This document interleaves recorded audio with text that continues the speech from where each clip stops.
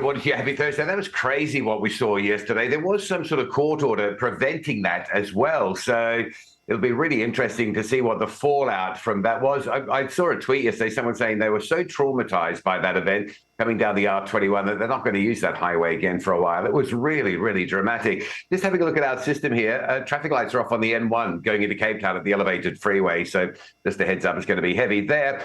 To our maps and our real times, here's a crash out in Mpumalanga this morning. It's currently blocking the N4. This is just western side of Belfast, a really big crash. And you can see those red lines, stationary traffic. That's where the crash is. And technically that section of the N4 is currently closed. So if you need to get through Belfast, Belfast Middleburg, if you like, Belfast Bundafontein, just sit tight, travel a little bit later. Once that scene's been cleared, the road and the backlog have moved through. Don't forget about this, the R102, it's a really busy route. There's the road closed at the Umzimkhulu River Bridge, just north of Port Shepstone.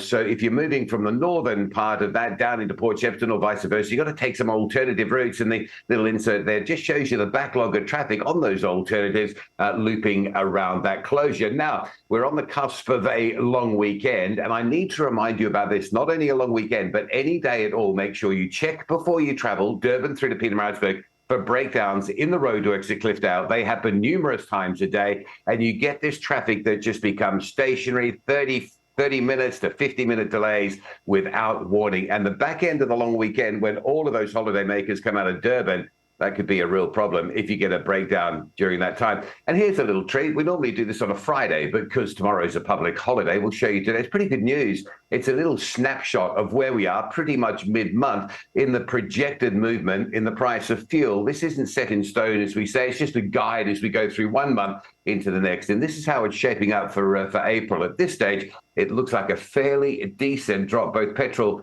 and diesel, all set for substantial falls. Let's hope we get even a little bit more than that. Eh?